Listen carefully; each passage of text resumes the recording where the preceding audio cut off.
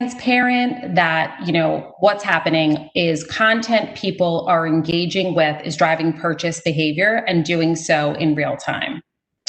So let me position this in a slightly different way. A New York Times article recently said that grocers saw 8 years of projected growth in 1 month.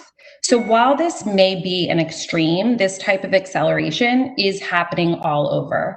The question is, how do you seize what is a very real opportunity?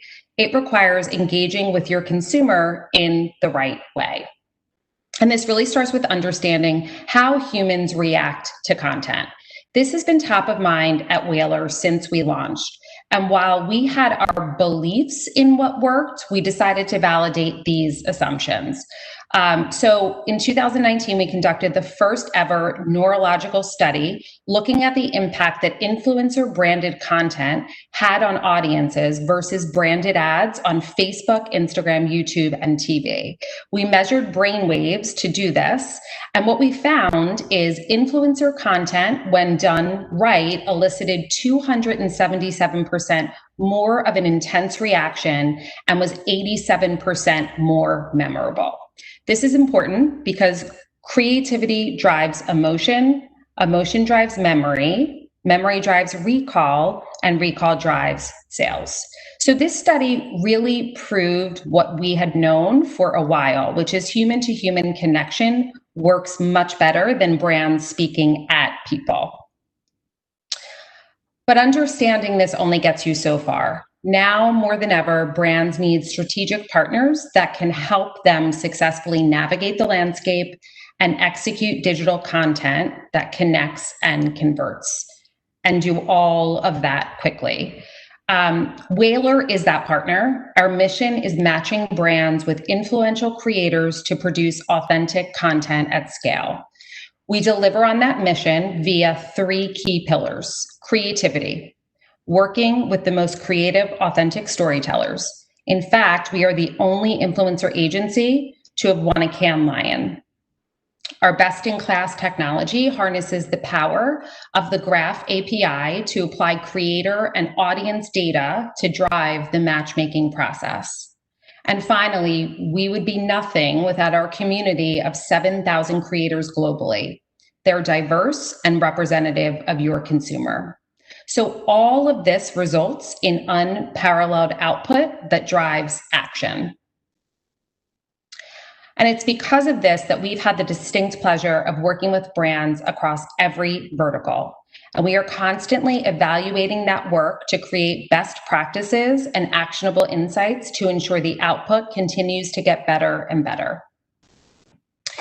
So I wanted to highlight 5 key findings that we've identified as key to successful influencer marketing. My hope is that these learnings can help you be more effective in your influencer marketing strategy. When evaluating influencers, it's important to prioritize who you're reaching versus the audience size. Follower count isn't a measurement of true influence with an audience, and most importantly, it doesn't give insight into the composition of that audience. So using a print analogy, in the same way that you'd likely opt to market pots and pans within the pages of Bon Appetit over Vogue, the same principle applies here. So make sure the influencer's audience is made up of who you're trying to reach demographically, psychographically, location, interests, etc. Engagement has been a metric that's been how influencers have been measured since influencer marketing began. But like audience size, evaluating an influencer on this alone can be misleading. A critical component of successful influencer collaboration is a relevant fit. A creator whose voice makes sense for your brand and whose life your product organically fits into. The partnership has to make sense. We know that the best influencer marketing comes from a combination of data to understand audience composition, as well as human insights to assess brand alignment and cultural relevance. Trust is the crux of effective influencer marketing, and it's built over time.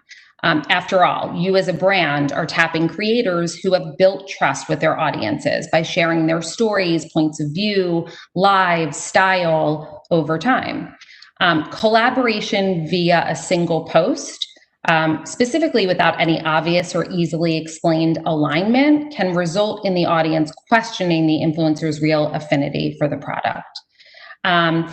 There are additional benefits to longer-term ambassadorships that include economies of scale, as well as strengthening alignment with certain talent to help facilitate additional product love and conversation. So what does good look like? Success is a true collaboration and requires both the brand's objective and the creator's voice to be included. It's critical that each party understand the shared objectives, values, aesthetics, styles. The strength of the brief is everything.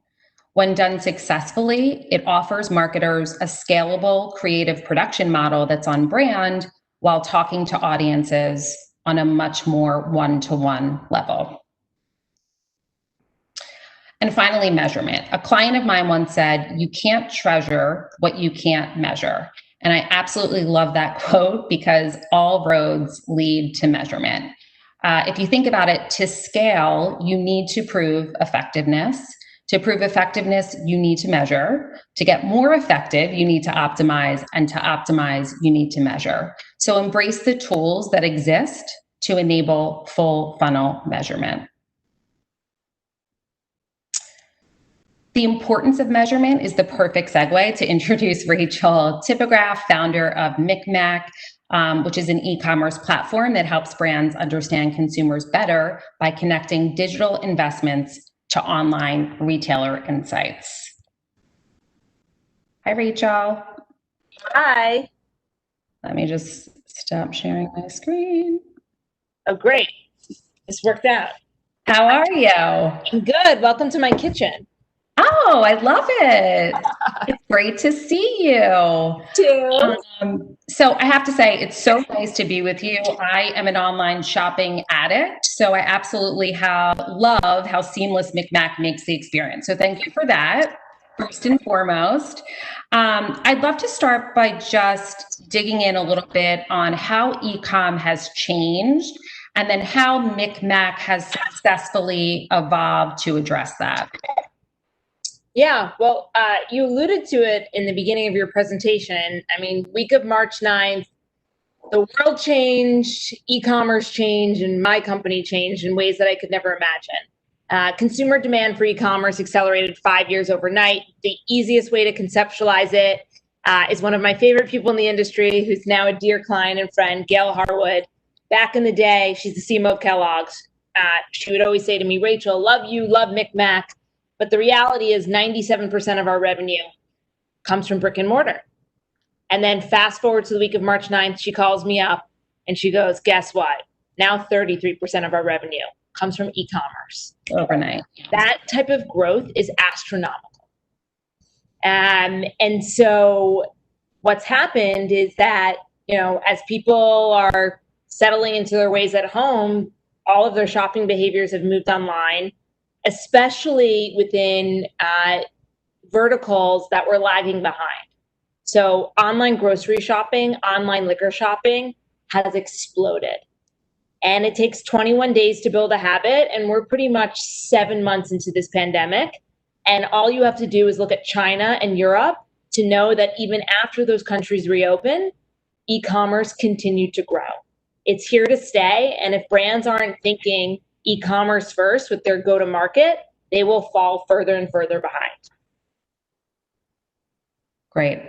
Yeah. And then in terms of your second part of the question, what does MikMak do? So we are an e-commerce acceleration platform for multi-channel brands. So if the majority of your sales come from places like Amazon, Target, Walmart, Ulta, Sephora, Drizzly, Minibar, Instacart, Kroger, Peapod, you will probably become my client because you live in darkness with e-retail data. So we help brands grow their sales online, and we provide end-to-end customer journey insights all the way from media impression or influencer impression down to the end sale at major marketplace and wholesalers, as well as enable multi-retailer e-com. So if you've ever been in an environment like Instagram stories or TikTok or paid search, and you've been given the opportunity to decide where do you want to check out, like Amazon, Target, Walmart, that's MikMak behind the scenes powering that. I love it. That's awesome. Can you talk a little bit about, insights and sort of how consumers feel, um, sort of drawn to specific retailers and how that can help with purchase? Yeah. Well, there's the pre-COVID world and the post-COVID world. In the pre-COVID world, retail loyalty was real, meaning if you were a Sephora loyalist, you wanted all those points and it didn't matter what sale Ulta was happening, you were going to Sephora. The same thing for Amazon Prime, right? Like you're like, I have Amazon Prime, that's the only place I'm going to shop. That totally changed after COVID. We've actually seen retail loyalty go out the window. And what consumers care about right now is, number one, is the product in stock? If it's in stock, how fast can I get it? And then third is price. And so the name of the game now is marrying consumer demand to where inventory is available. And a lot of retailers that you've probably never shopped at now have your credit card information on file because you weren't able to purchase free weights at Amazon. And so you ended up on some random health fitness website. And we continue to see that happen. Wow. So interesting how quickly things can shift. But the world has been turned upside down for sure. It's great that you have sort of the insights to help inform how marketers can, tackle things at this time. So we often talk to brands about the power of tapping influencers to help understand platforms, especially emerging platforms, what works, what doesn't, how to really navigate the platform. Can you talk a bit about how brands should be thinking about and leveraging emerging platforms? Yeah. So our top performing clients traffic MikMak in 29 different channels. So there's been sort of this myth in the industry, again, pre-COVID, that let me do fewer platforms and do them bigger and better. And I think the entire industry realized the risk in doing that strategy this summer when the Facebook boycott happened. What happened was our clients then logged into the MikMak dashboard and was like, if we're not going to invest dollars in Facebook/Instagram, where are we going to reallocate spend? And what I can tell you is when you remove Facebook and Instagram from the equation, in terms of e-commerce conversion and channels, programmatic publisher media becomes number one, Snap becomes number two, Pinterest becomes number three, and then environments like TikTok and Twitter, Twitch are sort of like more emerging and are neck and neck. But if you want to drive e-commerce sales online, remove platforms aside, everything starts and ends with campaign objectives. So if you're buying media and you say, hey, Facebook, I'm buying awareness-based media, and then your boss is holding you accountable for e-commerce sales, you have to push back on your boss because that's not how it works. If you want to drive e-commerce sales online, you need to have a bottom of the funnel campaign objective like traffic, add to cart events, or checkout events. Now, it's different, right, with influencers because you don't have that interface to tell the influencer what the outcome is. And that's when with influencers, you really have to understand the strength of their community and have they trained their community to shop? Because some influencers have and other influencers have not. Yep, that's a really, really great point. And I think that goes into the matchmaking process and sort of really understanding what the brand's objectives are, because we are also able to identify who has trained their audience to shop and who hasn't, and if it is a lower funnel objective, tapping those types of influencers. So that's a really great point. So sadly, I'm old enough to remember the 1980s infomercial. Given the shrinking attention span of consumers, can you talk about how marketers can be thinking about grabbing consumers' attention successfully? Yeah. I mean, I also still love the infomercial industry, and actually a lot of inspiration for my company came from that. The amazing thing about the infomercial industry is that they really nailed the art and science of shopping. And psychologists have studied it for the last 20 years. And the relationship between a host and a viewer is what they describe as a parasocial relationship, meaning you, the viewer, believe that the host is your friend. And when you buy from them, you actually get the same emotional benefit as friendship. It's really sick and twisted. And I'm sure everyone has, seen the documentary on the Miracle Mop. Man, is it effective.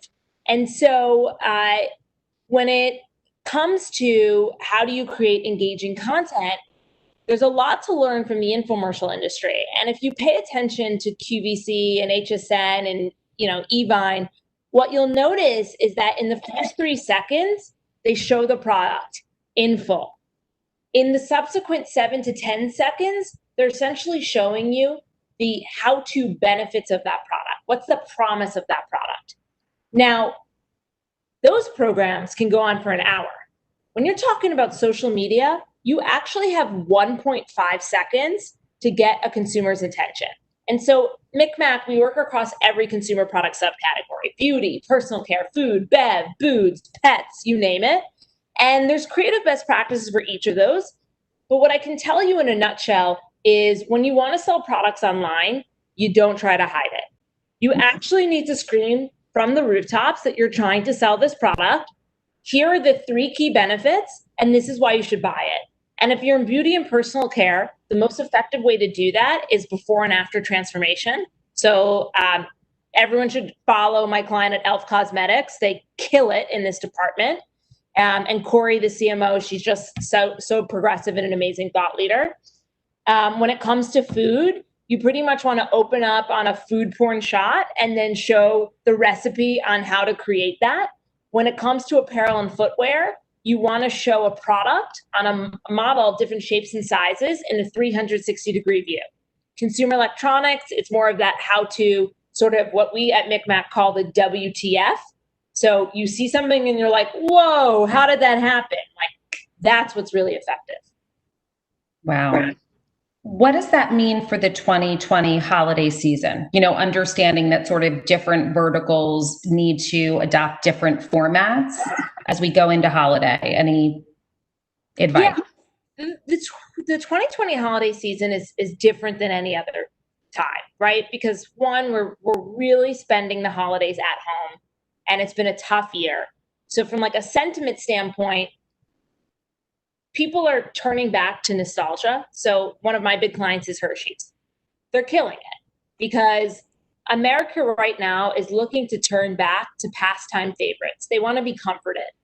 So I think from a creative standpoint, like playing into nostalgia is really big, as well as like trying to create entertainment and joy in people's lives. When it comes to shopping, we're entering an economic recession. I think people are going to really be conscious of the amount of money that they're spending. So there's that element. But really what it's going to come down to is actually supply chain. It's going to feel a lot like what March and April was in e-com, where you had retailers sending messages to brand manufacturers saying, stop sending traffic to us right now. We can't handle fulfillment. That was the first time in the history of retail where you had someone like Target telling brand manufacturers to not send traffic to them. And so if I was a brand manufacturer right now, I'd be saying, do we have our house in order? Meaning, how much supply do we actually have for America? And then marrying a media plan to match that. Because what we see day in and day out at MikMak is if your product is out of stock, the consumer will put a competitor into their cart.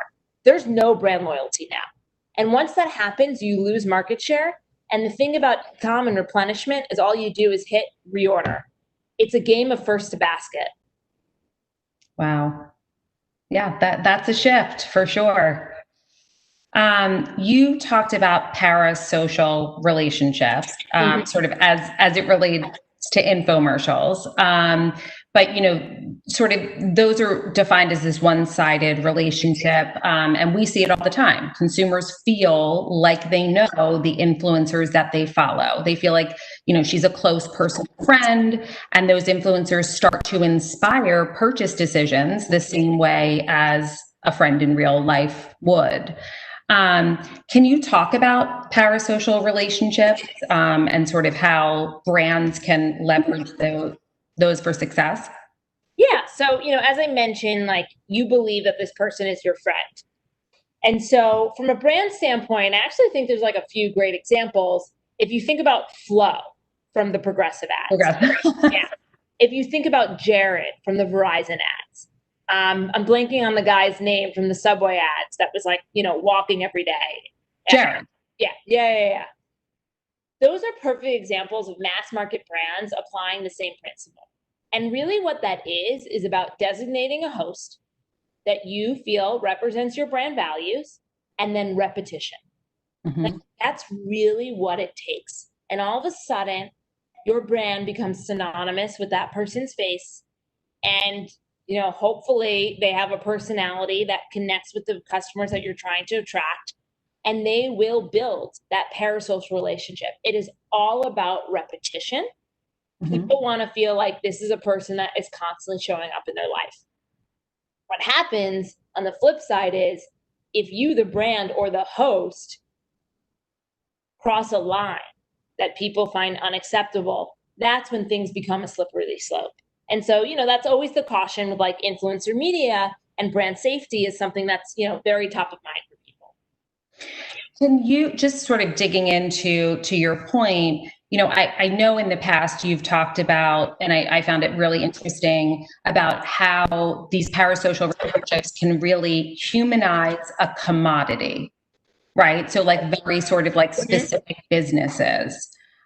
So like how can marketers be thinking about that from like a storytelling perspective, or like certain verticals where that would really be helpful to sort of put a human element to what they sell? Yeah, I mean, I think it applies to all industries, especially even when I talk with professional service industries, people are like, oh, professional services is so dry. I mean, well, first of all, it's not. We're in the professional service industry, and I am the face of MikMak, right? And I mean, there's good and bad to that, but it really applies to any industry. I have a friend, her name's Dr. Robin Burzin. If you guys follow her, she has a social media following, and she's a medical doctor, family doctor. She now has a business called Parsley Health. And she's become a personality, right? And so when you talk to your friends who are doctors and they're asking you for marketing, I'm like pointing there to Robin.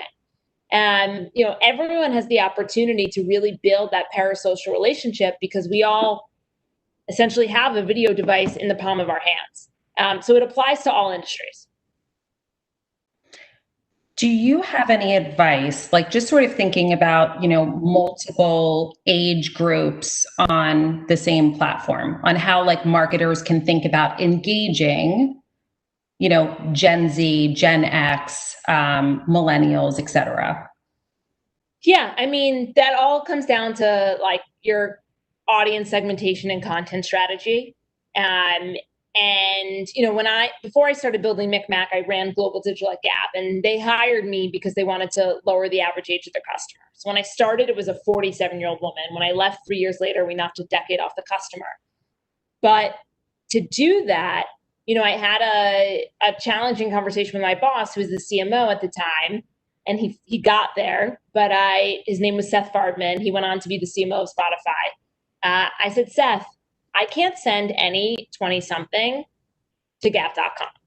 And he goes, what are you talking about? And I was like, the brand reputation is so low that the moment that this 20-something woman arrives to brand.com, she's going to bounce.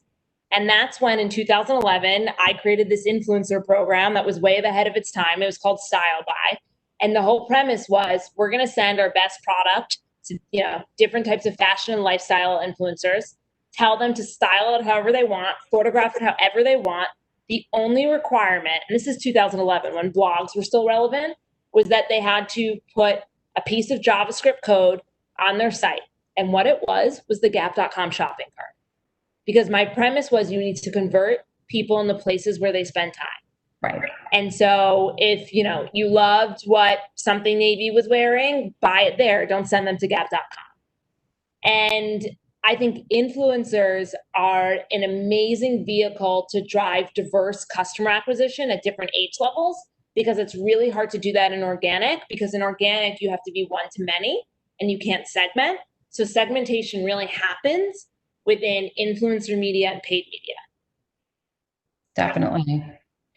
Do you, like, knowing sort of, all of the data and insights that MikMak has, do you have advice for marketers on how they could adjust their strategy, between Gen Z and millennials?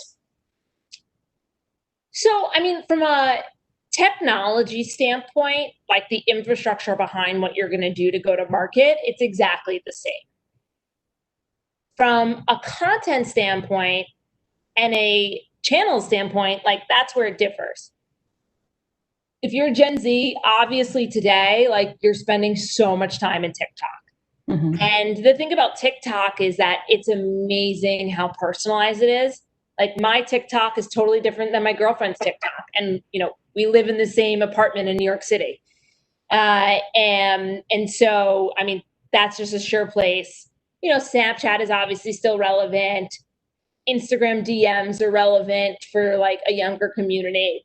And then if you're trying to reach like my demographic, which is millennials, like we spend most of our time on Instagram, though it's becoming a little bit less relevant, and we're starting to move to TikTok because TikTok's just a whole lot more interesting.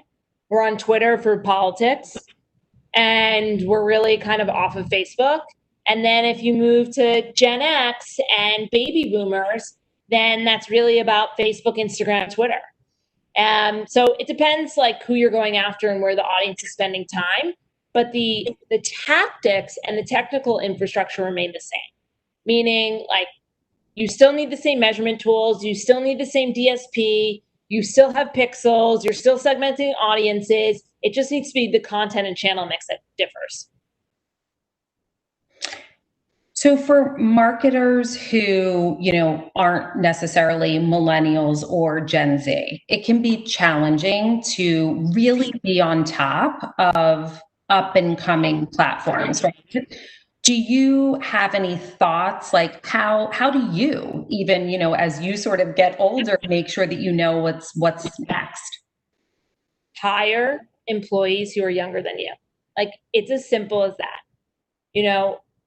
For sure, I'm 33 years old. I'm no longer as woke as I once was, but I have so many 22, 23-year-olds who work for us. And like our whole company, we're on Slack. Mm-hmm. And, we have all the work channels that you could imagine, but we also have the non-work channels. Like we have something called Mac Jams for music. We have Gossip Girl for celebrity gossip.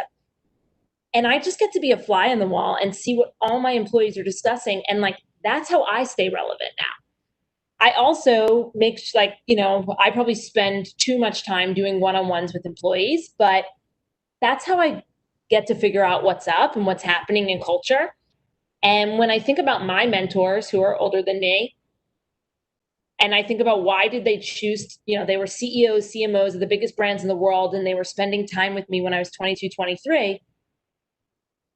It's because they wanted to stay relevant, right? And they saw me as an earpiece for them to do that. And so I would encourage everyone to do the same. It's as easy as that. Right. It's like a mutually exclusive, like you're kind of getting the expertise and learning from them, and then they're being able to, understand youth culture much better. So I know earlier I talked about the power of ambassadorships, and working with talent on sort of a more long-term basis. Do you have any advice for how marketers can approach this and really develop, strong relationships with talent and how they should be thinking about that? Yeah, I mean, one, like as a brand, you need to be so clear on what your values are. Like if you were a person, who the hell are you?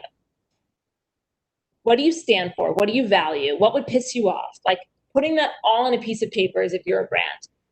And then, the exercise that I like to do for brand partnerships, which is a form of, influencer marketing, is if you were a brand and you were having a dinner party, what other brands would you invite to be at this dinner party? I love that. And that's how you can begin to define who your tribe is. And that's the exercise that I think you have to do with influencers or ambassadors. But if this person's going to be the face of your brand, like you really got to dig under the hood.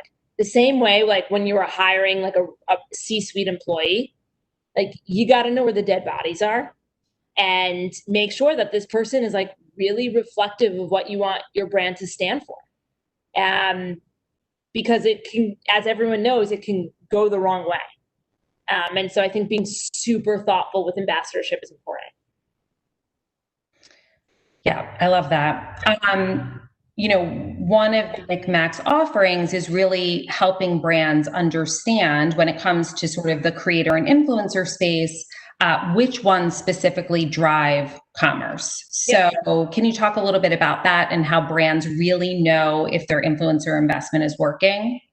Yeah, so brands, so big CPG brands license our software, and then they are engaging in influencer marketing, and part of the requirement is, hey, influencer, you have to, use this destination URL. That's us behind the scenes. And so we're able to figure out that the influencer have the ability to drive conversion at which retailers, with which audiences. We also have the ability to pixel the influencer's audience. So you could be a beauty client of mine, let's just say CoverGirl, and in your customer data platform, it could say CoverGirl, Rihanna, let's say they were working with Rihanna, Walmart shoppers, mascara. And that means now CoverGirl owns that audience, and any other time that they want to go to market, they can be leveraging that in their marketing mix. So we do a ton of work with influencers. It's about measurement. We help brands figure out who's driving conversion, who's not, and how to reallocate spend. A lot of my clients, they like to segment their influencers, like the mega influencers, the macro influencers, the micro influencers, and they're using MikMak data to then layer on the purchase conversion around that segmentation. So it's really amazing to see how clients are leveraging us with influencers. And what metric should they be looking to? I mean, obviously the purchase conversion, is there? So, with us, we measure everything, but the things that will allow you to figure out if this influencer is successful or not for you is, one, we can tell you that time spent. So, did Rihanna drive high quality traffic to this mascara product detail page? How much time did someone spend viewing it? We then can tell you retailer selection. So does Rihanna's audience want to shop at Sephora Ulta? How does that differ by geography? How does that differ by audience? How does that differ by device type? We can get super, super granular. And then did the customer hit add to cart? And then, depending on the retailer, did the purchase actually happen? And what else was in their basket? So the whole shebang, we can be providing you with insight. Wow. Because you are so, sort of mired in all of this rich data, can you talk about other examples of brands that have used data to inform their strategy? What other types of things are they sort of leaning onto as really valuable? Yeah. So my favorite case study in the history of MikMak is with Healthy Choice, which ConAgra owns. So Healthy Choice, before working with us, they had no idea if they should go to market with plant-based messaging or low-calorie messaging. How does that differ by geography, by retailer? With us, they immediately learned they should go to market with plant-based messaging, especially in the Chicago metro area with Walmart shoppers. The e-com team, who was using MikMak, then gave that insight to their shopper marketing team. Their shopper marketing team walks into a meeting with Walmart and literally says, we need to change the messaging at shelf from low calorie to plant-based. When ConAgra told me that was how they were using our data, I pretty much fell off my chair because that's my dream. My dream is for every single person who's in our industry to understand that e-commerce data is a leading indicator for what is going to happen in the rest of your business. That e-commerce data can be used for omni-channel outcomes. Wow. And so, if the customer lives in an e-commerce first world, that's the data that you got to be looking at day in and day out. So talk a little bit more about that, though, that e-commerce data sort of defines the future of your business. Yeah, so here's another example. Hershey's. Week of March 9th, COVID happens. By March 11th, we were able to see that people don't want to buy gum or mints right now, right? Because all of a sudden we all went inside. We didn't care about our breath. That was e-commerce data that signaled it first. Persons then use that to make better business decisions. And if your organization, because this is what happens in corporate America, it just becomes so siloed. The e-commerce team is like sitting under the sales department. It's completely divorced from marketing. It's completely divorced from influencers. It's completely divorced from finance. But everything that you need to know about your business is happening in real time, first in an e-commerce environment. So knowing that so many organizations are still organized in, a way that's sort of not as productive as it should be, where do you guys sort of find your champions? That's 80% of the battle. Yeah, I mean, we go into brands and we establish enterprise relationships. So typically, our executive sponsor is a CMO, a chief digital officer, a head of e-commerce. But then my team is charged with getting multiple departments logging into our software. It is our job to make corporate America realize that the CRM team should be looking at this data. The shopper marketing team should be looking at this data. The influencer team, the digital media team. And day in and day out, we're like driving education around this. Got it. So, obviously a lot of the content and what we spoke about, is the evolution and how rapidly changing e-com has been. Let's sort of look forward 5 years. What do you see as the future of e-commerce? Ooh, 5 years. 5 years is a big one. I would say in less than 5 years' time, I believe that local is going to become a bigger part of e-com. So think about e-com today. It's very focused on big box retailers, like direct to consumer players.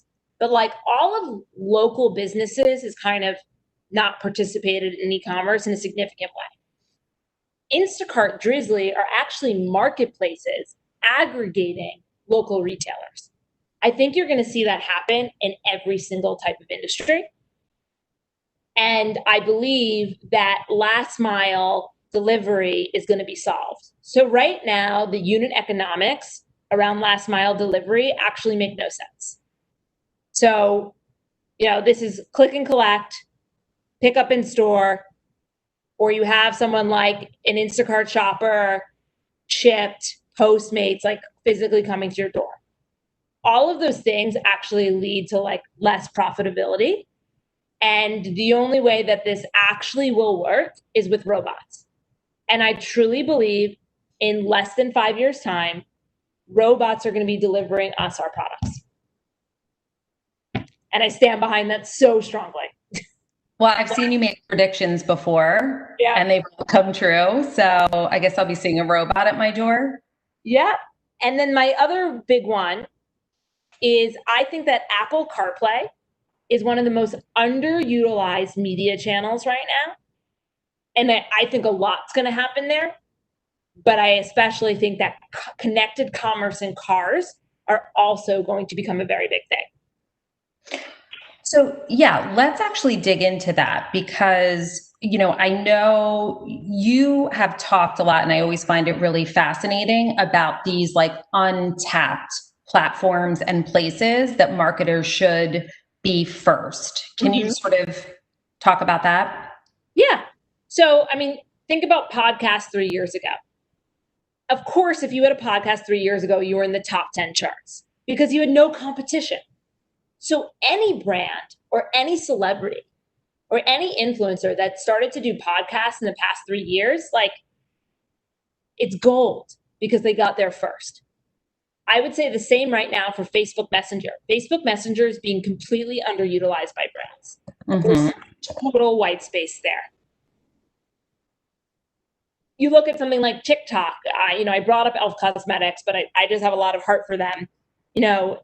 they were pretty much the first brand to start really using that channel. They were on it 18 months ago. As a result, they're one of the most followed brands on TikTok, right? And that was all free earned media. And so that's how I feel about CarPlay. You look at CarPlay and you're like, wait a second, all I have on here is Waze, Maps, Spotify, and Messenger. Like, there's so much opportunity. And so that's what I always gravitate towards. It's why I built MikMak. I like to go after the unsexy things. You know, I've been doing this now for almost 6 years. COVID didn't happen until week of March 9th. So, you know, now I'm very much in vogue, but 6 years ago I wasn't. Right. You've seen it all. Awesome. Okay. So I think we only have a few minutes left, Rachel. So I'm just going to go to the audience questions. Great. Okay. So what are the top 3 challenges that your brand clients have faced in the past 6 months? Supply chain is first and foremost. The second would be a lot of dancing around media plans, just given the political landscape. There's been lots of changes and sort of trepidation that they're constantly navigating. And then the third, I would say, is creative, right? Like the traditional ways of creating content went on pause for a good portion of this year. And now, you know, original productions are starting to happen, but they're just happening much more slowly.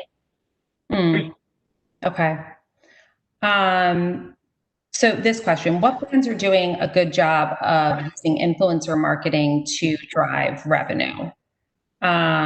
So I actually, and there's another question asking how Whalar and MikMak work together. But I think these 2 questions are sort of similar. You know, at Whalar, we have seen a lot of success with brands like Burt's Bees and General Mills, really using stunning, compelling organic content from the right creators, and layering on this, you know, seamless e-com solution. So I think like that's kind of the recipe. It's also goes back to what we were saying earlier, where it's really crucial to understand what they're trying to achieve. And in those specific examples, it wasn't necessarily brand awareness. It was literally move these SKUs at Walmart and Target.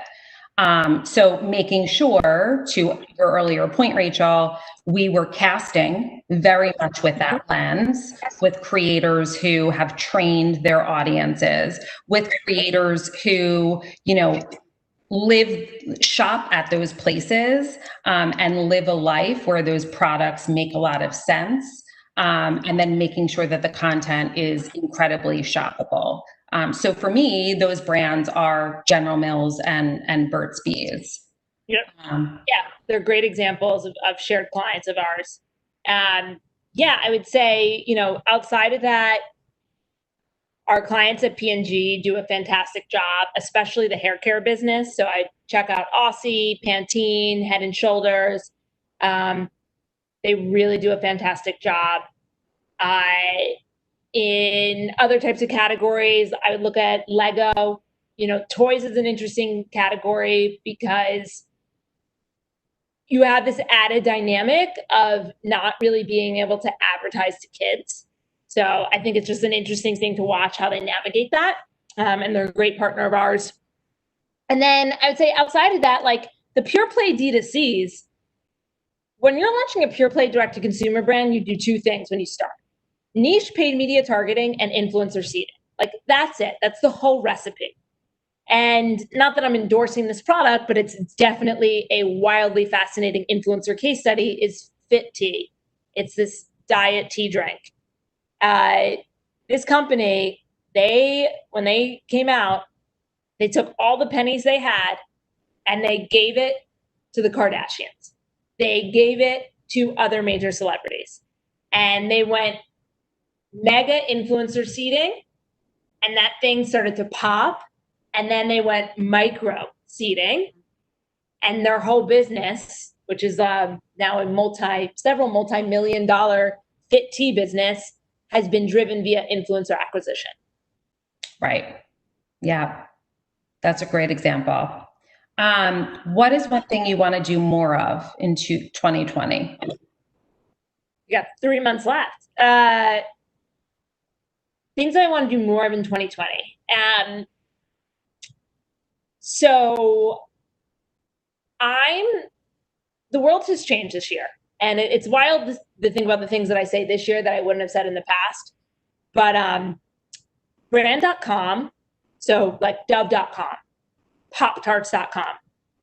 It's really wild to see the increase in organic search traffic that's happened on our brand partners' websites. And we are going to be bringing commerce to our partners' brand.coms in a really big way. So by the end of 2020, you're going to see a lot more of MikMak in those environments. So I would say that's what I want to do more of, is take everything that we built for media and influencers and now also bring it to brand.com. Love that. What's been your most successful marketing program or partnership?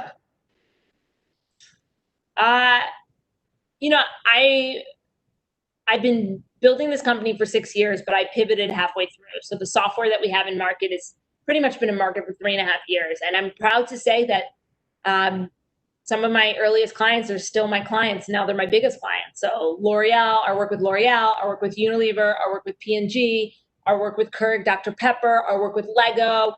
Like, I think it says a lot that I've been working with these major companies for 3.5 years. And it's just wild to see how their e-commerce growth has paralleled with the growth of my company. How have you specifically been managing and navigating your business because of all of this change, right? So how have you sort of been like pivoting your customer strategies, employee engagement over the last few months? Yeah. On the customer front, in many ways, COVID has actually made things easier because I used to spend too many hours on a plane every week, right? Like, our clients are everywhere. Now I sit right here. I can do 12 client meetings. I can do 3 webinars. Like, it's amazing, the efficiency. And also it's just so much more intimate. Like, I'm in my clients' homes. So that's been actually really amazing. On the marketing front, like, used to meet clients at conferences like this, brand innovators, that would happen in real life. Now you have to do a lot more content marketing when you're sort of a service provider like Whalar or MikMak. So that's been a little bit of an adjustment, but also a fun one. The employee side, that's the hardest part. My company has doubled in size since the week of March 9th.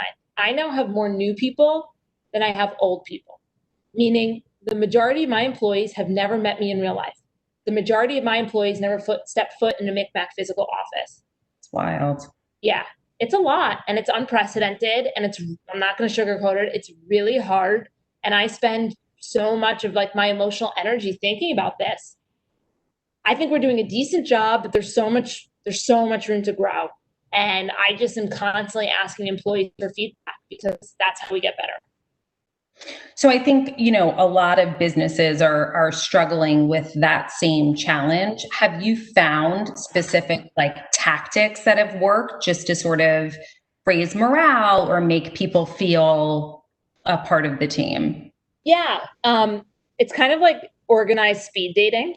So we've like institutionalized it so people can like get to know each other. Like, Zoom breakout rooms are awesome for this. You kind of give everyone a shared topic and then they get to like discuss it. And then you kind of come back as a bigger group and you share what you learned about your partner so we can all like learn about each other at scale. We've done things like that. I brought in like really fun people. Like, there's this influencer / magician called Foodie Magician. If you follow him on Instagram, he's really hysterical. Josh Beckerman. I brought him in. He did like this crazy mentalist show all via Zoom. We brought in all different types of fitness people, breathing instructors, chefs to do cooking classes. I mean, like, you kind of name it, and I've been trying it. I created custom Nikes for everyone that say MikMak on them. Like, you just gotta like get creative. And I think one of the best things that I did is there's a woman that supports me. Her name's Allie, and she's like in her early 20s, but she studied organizational design in college. And I've just totally empowered her to like own this. And it's amazing. Like when you empower your employees, when what you're giving them aligns with their passions, like they just take it to places that you could never do. And I really have to give like a lot of credit to this woman, Allie, who works for me, who came in to essentially be my assistant. And now I've turned her into like the MikMak employee experience person. And it's been amazing. I love it. I've dealt with Allie. She's amazing. Yeah, she's amazing. Congratulations. Does MikMak work with talent management companies? Not contractually. So our clients are the ones who do those deals, and they just bring us in as the commerce layer. Got it. Okay, so I think this is probably a good question to end on, Rachel. What's on the horizon for MikMak? A lot of data enrichments. I want to be able to tell you everything about your customers. So way more data is coming into our system, and international expansion. Oh, that's exciting. Yeah. What sort of timeline? Well, we're already working like in Canada and EMEA, but in just a much bigger way, like more boots on the ground, making really big investments in those areas. Amazing. Awesome. Well, thank you, Rachel. It was so great chatting with you. It always is. Yeah, thank you for having me. This was so fun. So awesome. Yeah, thanks, Megan. I love having you on stage. And Rachel, I could listen to the two of you guys talk forever, seriously. So please come back. Let's do round two. Maybe it's a little bit later in Q4 or even the start of Q1 and hear what you guys are up to. I love that. Thanks. Yeah, we'd love it too. Awesome. Well, thank you again for being here, and have a great rest of your day.